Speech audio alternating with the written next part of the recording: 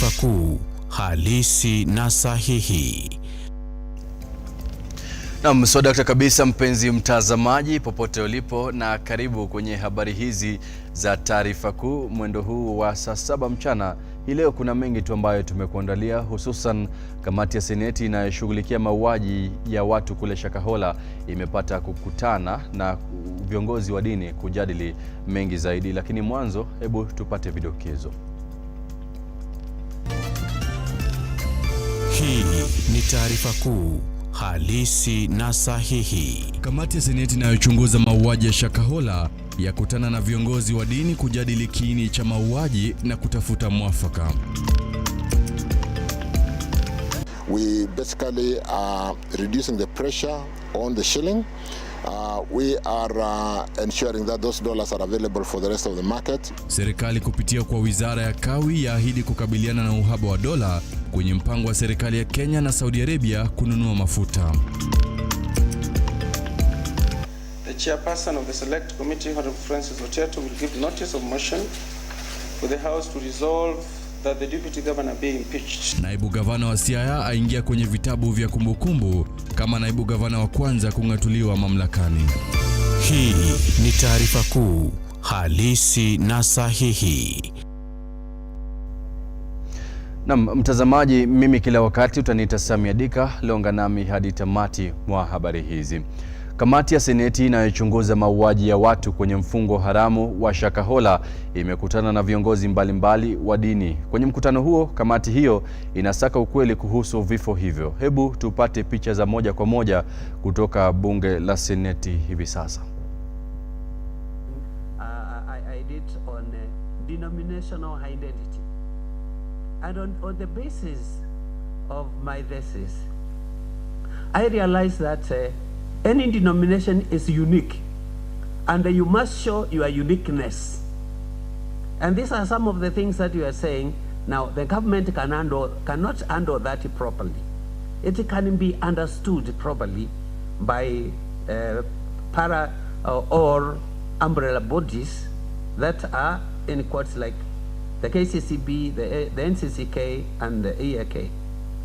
So, for that matter, what I'm saying here is that if you want to go well, I'm not saying let us set those high standards, but something the government should agree with the church on something that the church will look into and make recommendations on the basis of the knowledge of this person. I agree with the senator, honorable senator, on matters ignorance and on matters training, because that is what is contributing a lot to this. When you look at Mackenzie, the case we are talking about, Mackenzie here he began as a Christian, and later it is said he indulged somehow and passed through Muslim teachings, and we don't know whether it is Boko Haram or what that caught him to begin teaching against education, to begin teaching about health issues. So you can see Mackenzie Christian here, and maybe that on that other side. Then he is back here with the Bible, and his main texts are in the Maccabees 1 and 2, which the Protestant church we don't recognize, because it's not a canonical book. You see, so these things, why my colleagues are saying some things cannot be handled properly from the other side, but there is need for a close relationship with the church and the state on matters religion, because there is the Tukiachana na hayo na kuelekea kule Nyanza, ni kuwa naibu gavana wa kaunti ya Siaya William Oduol ameng'atuliwa kutoka wadhifa huo na bunge la kaunti hiyo baada ya tofauti za uongozi kuibuka kati yake na gavana wa Siaya James Orengo. Kamati ya bunge hilo la kaunti ya Siaya yenye wawakilishi wadi 14 imempata Oduol na hatia ya matumizi mabaya ya mamlaka na ukiukaji katika mswada wa kumng'atua. Masaibu ya Oduol yalianza baada ya kuanika hadharani tofauti zake na gavana Orengo, wakati mmoja akiibua madai ya ufisadi katika kaunti hiyo ya Siaya. Iwapo wawakilishi wadi wataidhinisha kung'atuliwa kwake, atakuwa naibu wa kwanza gavana kung'olewa mamlakani. Interference with the procurement process through acts of bid rigging, the special committee found the allegation was proved and therefore substantiated. Charge number 2 on abuse of office and gross misconduct, particulars being bulldozing officers to renovate the office of the deputy governor outside approved budgetary provisions. The committee found the allegation to have been proven and therefore substantiated. On misuse of public resources, the committee found the allegation was proved and therefore substantiated. On bullying, the committee found the allegation was proved and therefore substantiated. On misleading the public by giving false information, the special committee found the allegation was proved and therefore substantiated. The chairperson of the select committee, Honorable Francis Oteto, will give notice of motion for the House to resolve that the deputy governor be impeached. It is clear that in the mood of this House, even before voting, the crybaby is impeached already. Mr. Speaker, sir, for tranquility to be in Siaya, Mr. Speaker, one William Oduol must go. For stability of this county of heroes, to be met, Mr. Speaker, sir, one William Oduol Denge Weu must go. Na waziri wa kawi David Chirchir amesema makubaliano ambayo serikali imefanya na nchi zingine katika uagizaji wa mafuta yatapunguza uhaba wa dola ambayo imekuwa ikidhoofisha uchumi kwa mwaka mmoja uliopita. Amesema hayo huku akiomba serikali ipewe muda wa kufanya kazi. And here we are commissioning a bottom loading system, a new technology that more conforms with the environmental requirements of loading our trucks. It's a fairly automated system. It's replacing the top loading where a member of staff would have to go on top of the truck to connect the pipes, and of course it is risky. You are loading a highly flammable product. There are chances of falling down, and the management of the fumes.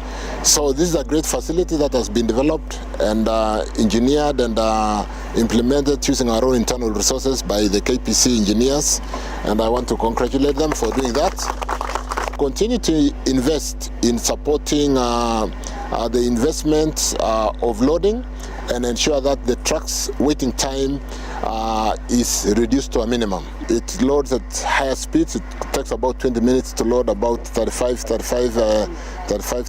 35 cubes or meter cubes, whereas on the other side the top loading takes about 40 minutes. So we are having the time of loading. Petroleum products are Platts priced. They've got international OPEC pricing. So on month basis we get the Platts price. Whether they go up or they go down, we celebrate when they go down. But more importantly, we manage the freight and premium. What we've done with the challenge of petroleum products, which sometimes it could be coming down, but the dollar unavailability has been a big challenge, exacerbated by the devaluation or the sliding of the Kenya shilling because of the tightening of the monetary policy by the US government post-COVID. With the inflation rate having gone up to 9%. And what we've done in that interim period as they cure their inflation, we've done a G2G for 6 months to cushion ourselves from a further sliding of the shilling over that period. But more importantly, make the dollars available for the rest of the macro economy, because the dollars that we consume in petroleum, which accounts for up to 35% of the total forex requirement for the country, are the same dollars which are competed by pharmaceutical, for the food security, for everybody else who is operating in this market. So by slowing down and operating on deferred LCs for 6 months, or aging LCs for 6 months before we pay them out, we basically are reducing the pressure on the shilling. We are ensuring that those dollars are available for the rest of the market, and I think we've done well in curtailing the fast depreciation of the shilling during this period when the inflation is being cured by the tightening of the foreign policy, what you call foreign forex policy, monetary policy by the US government. Na viongozi wa chama cha UDA wameanzisha kampeni ya kuwaelimisha Wakenya zaidi kuhusu mswada wa fedha unaokumbwa na upinzani, hususan swala la ada ya 3% kufadhili nyumba za bei nafuu. Wakizungumza katika eneo la Kajiado, viongozi hao wamesema mswada wa fedha umeenezwa kisiasa, ilhali mpango wa serikali ya Rais William Ruto ni kuimarisha uchumi wa taifa. So tupatie rais nafasi. Budget yake ndio hii. Mimi nakumbuka ile wakati Mheshimiwa Uhuru Kenyatta alikuwa anapeana sword kwa Mheshimiwa William Ruto, bei ya unga ilikuwa 230. Mheshimiwa Ruto vile alishika microphone akasema anaenda kuregesha bei ya fertilizer by half, from 7,500 to 3,000. Jameni ameanza kufanya kazi. Mimi nawaomba tafadhali, muende muambie watu kwa vijiji kule kwamba wapatie rais nafasi. Rais wetu ataendelea kufanya kazi bila kushurutishwa, kwa sababu Wakenya hawa ndio walipigia rais. So we are not going to get into those ultimatum games with Raila Odinga. Sisi kama UDA tunaenda kupitisha hiyo budget.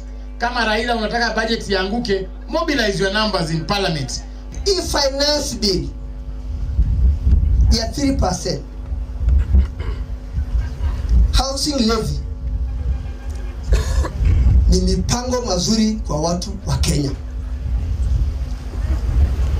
35% ambayo ilikuwa ni 30%, sasa imeongezwa another 5 kwa wale watu ambao wanalipa mishahara ya juu.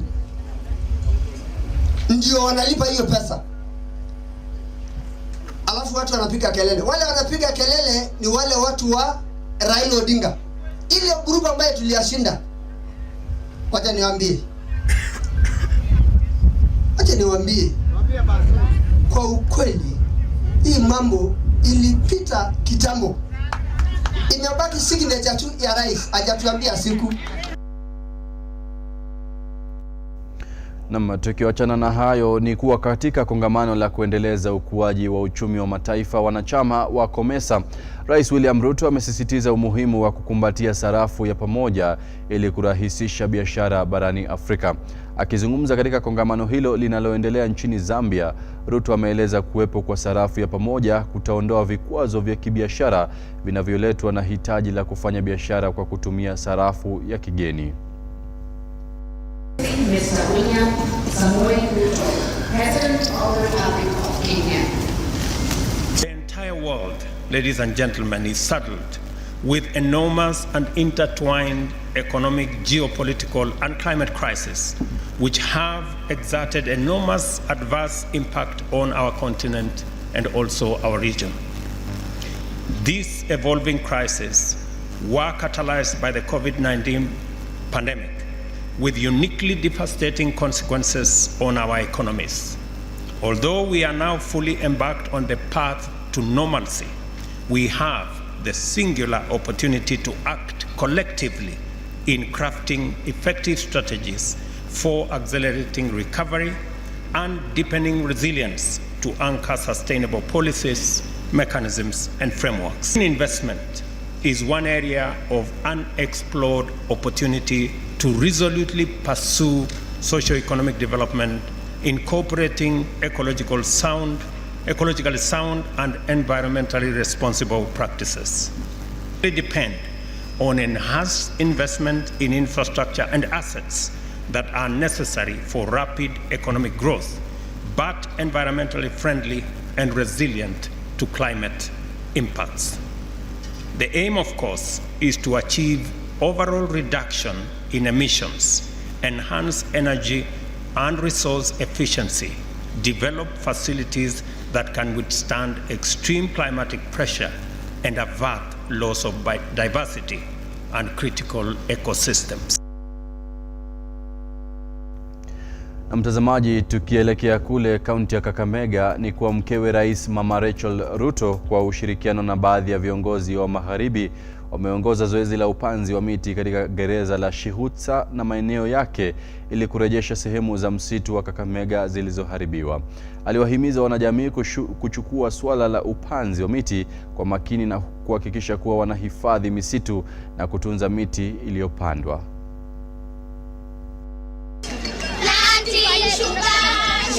Huku Kenya ikiendelea na juhudi zake za kutunza misitu na upandaji wa miti, mkewe Rais Mama Rachel Ruto ameshiriki hafla ya upanzi wa miti katika gereza la Shihutsa, kaunti ya Kakamega. Akizungumza katika hafla hiyo, Mama Rachel amewataka wakazi kuhakikisha wanahifadhi misitu na kutunza miti. Afisi yangu imejitolea kukuza miti milioni 500 ifikapo mwaka wa 2030 ili kuunga mkono juhudi za serikali.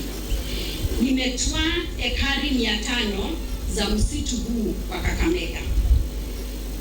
Ninahitaji msaada wenu kuimarisha juhudi hizi. Pandeni miti.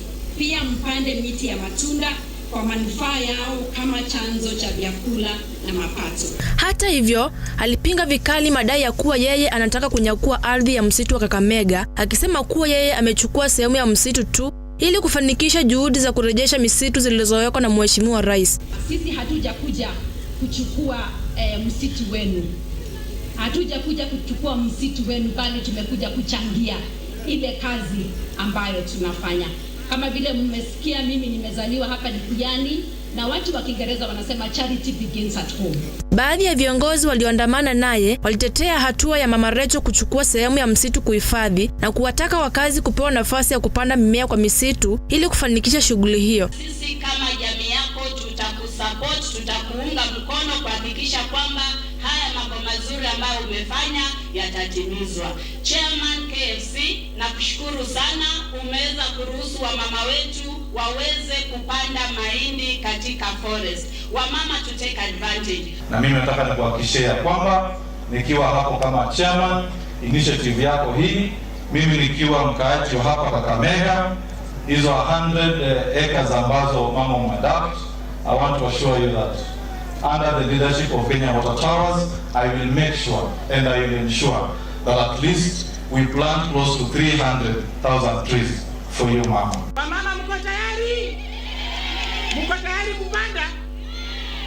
Sisi tuko tayari. Thank you for allowing us to plant trees with you, and we promise wherever we come from, in the education sector and everywhere, we shall plant trees as well. Stella Kilonzo, runinga ya Lookuptv. Na mtazamaji, taarifa yake Stella Kilonzo inatupeleka katika muda mfupi wa mapumziko. Usibanduke, usiende mbali, manake tuna mengi tu ambayo tutakuwa tunakufahamisha kwa muda usiokuwa mrefu.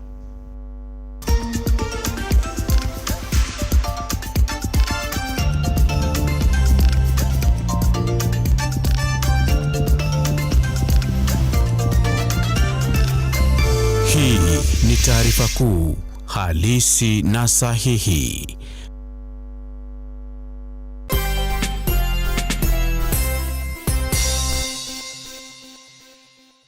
Mizizi Africa Homes is Kenya's fastest growing property development company. We offer home and investment solutions that are cost-effective and of the highest quality. If you are an aspiring homeowner, look no further than Mizizi Africa Homes for the best competitive rates in town. Introducing our new project at Bustani ya Mizizi in Malindi, a prime property with close proximity to Malindi Town, Sandy Beach, international hotels and airport, private, public schools and hospitals, commercial area and police stations, fertile land, well drained with a perimeter fence all round, sufficient borehole and county water, electricity and man-made water harvesting dams for farming and fishing. Retire mapema bila pressure and grab yours today. An 8th acre at only 99k with ready title deeds. For installment payment, deposit 50%, balance in 6 months installment. Financing option available. Bustani ya Mizizi in Malindi. Mapema ndio best. For more information, contact us on 020-790-2215 or WhatsApp us on 0742-112-215. www.miziziafricahomes.com and email info@miziziafricahomes.com. Our offices are at Westlands, Watamu Court, Room 3, opposite Sarit Center. Mizizi Africa Homes. Together, building a solid foundation. KM Lookup Media, the holding company for Muthingi and Lookuptv, proudly presents the Mount Kenya Region Roadshow. It's time to mark your calendars because from June 26 to July 1st, 2023, we are bringing the excitement to Kiambu, Murang'a, Kirinyaga, Embu, Meru, Laikipia, Nyeri, Nyandarua, and Nakuru counties. Are you ready to be a part of an electrifying TV roadshow? Join us as we embark on a thrilling journey through the magnificent Mount Kenya region. Lookuptv and Muthingi TV are hitting the road. We are coming straight to your towns. But that's not all. We are not just bringing you TV. We are bringing you an unforgettable experience. Enjoy your favorite comedians like Njoro wa Ukulima ni Mali, Marafiki, among others, live performances, and get a chance to meet your favorite TV personalities right in your own town. To our sponsors and partners, book your slot for the greatest brand experience and conversions. To book this fast-moving opportunity, call 0110-430-158 or email sales@lookuptv.co.ke. Get ready to be swept off your feet as we bring the magic of television to your doorstep.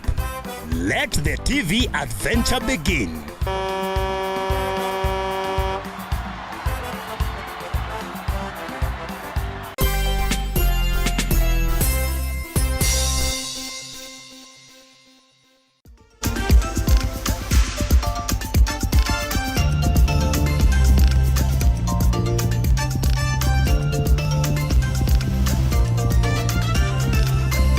Hii ni taarifa kuu halisi na sahihi. Na mtazamaji, karibu kwenye awamu ya pili ya habari hizi za taarifa kuu. Mkuu wa baraza la mawaziri Mudavadi amewahimiza wapinzani wa mswada wa fedha kuipa serikali njia mbadala ya kuongeza mapato ili kusaidia uchumi na shughuli za nchi. Akizungumza katika ukumbi wa Bomas, Mudavadi amesema kuwa hali ya nchi inahitaji maamuzi magumu ambayo baadhi yataleta maumivu kwa muda mfupi, lakini maamuzi hayo yatanufaisha Wakenya kwa muda mrefu. I think it is quite clear why we are where we are. But the truth of the matter is that now we have been elected. So we can't continue crying. We must now start finding solutions. And the solutions must be Kenyan. They must be us working towards this improvement of our society. And the Chamber of Commerce is going to be at the center of it. We need to find a way of broadening that base. And to broaden that base, we must make sacrifices.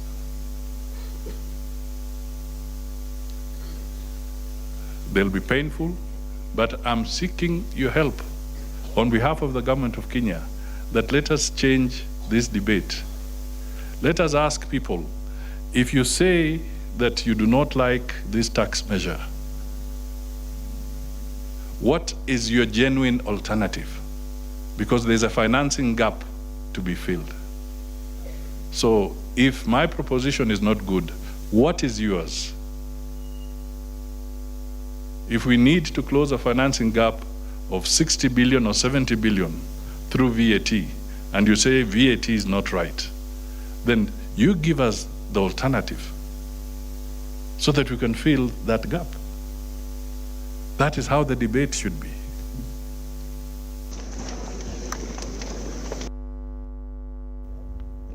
Na hivi sasa tukielekea kule pwani ni kuwa mwekezaji katika mji wa Malindi ameitaka serikali kuingilia kati na kumsaidia kuimiliki tena kipande cha ardhi kilichonyakuliwa.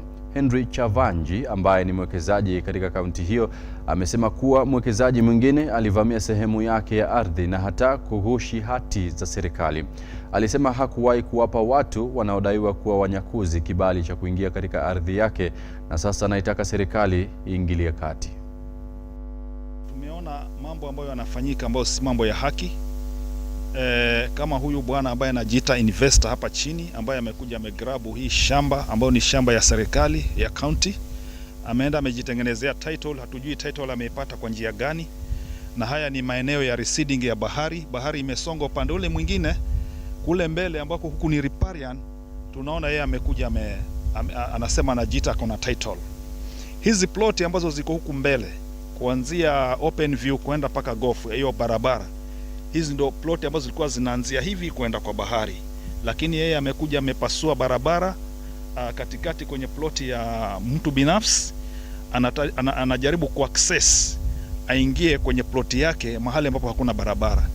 We got some documents that it showed all the forgeries they did to acquire the subdivision scheme of our property, and every forgery is with signatures of retired survey of Kenya people and the municipal council of Malindi and all those things.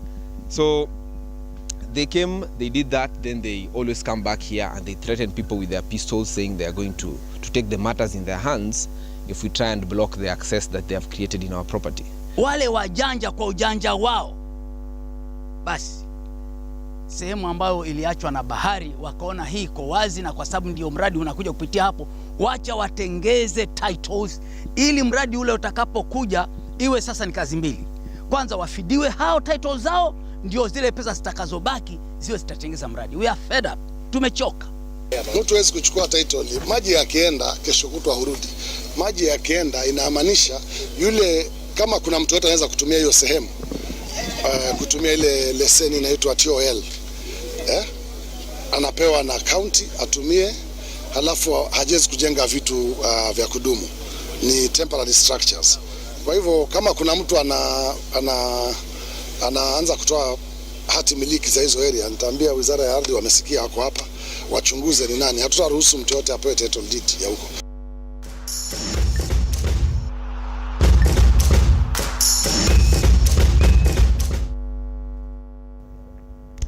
Na kwenye spoti, Kenya itacheza na Rwanda kwenye mechi ya ufunguzi ya mashindano ya tenis ya Afrika ya T20. Mashindano hayo yanaandaliwa katika uwanja wa Nairobi Gymkhana. Kenya inatumia mashindano hayo kujiandaa kwa mashindano ya dunia ya tenis nchini Namibia.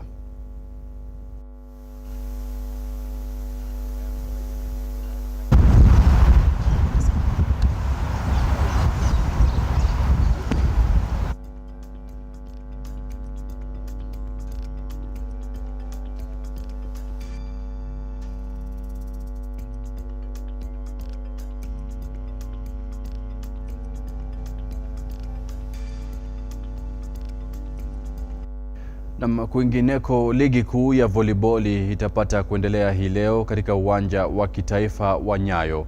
Prisons watacheza dhidi ya KFS. Kenya Army watakipiga dhidi ya Prison Central. Wachanga kwenye ligi hiyo Trail Blazers watachuana na Prison Rift Valley. Ligi itaendelea hapo kesho katika uwanja huo.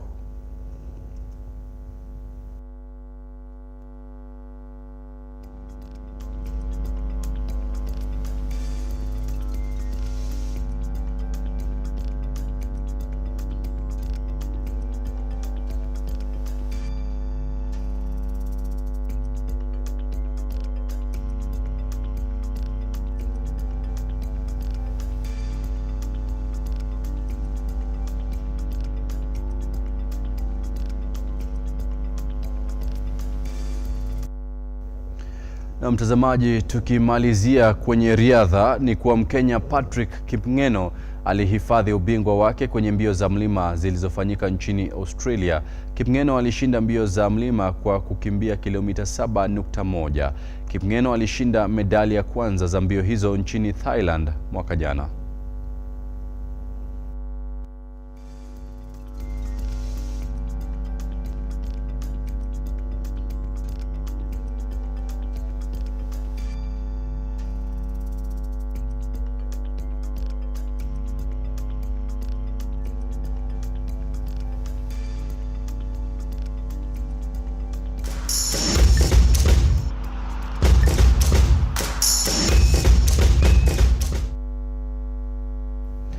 Na mtazamaji, kufikia hapo tunafika tamati mwa habari hizi za Taarifa Kuu mwendo huu wa saa 7 mchana. Ungana nami mwendo wa saa 1 jioni kwenye habari zetu za Lookup Weekend ni kutaarifu mengi tu, habari zilizotendeti na za kuaminika. Mimi kila wakati utaniita Samia Dika.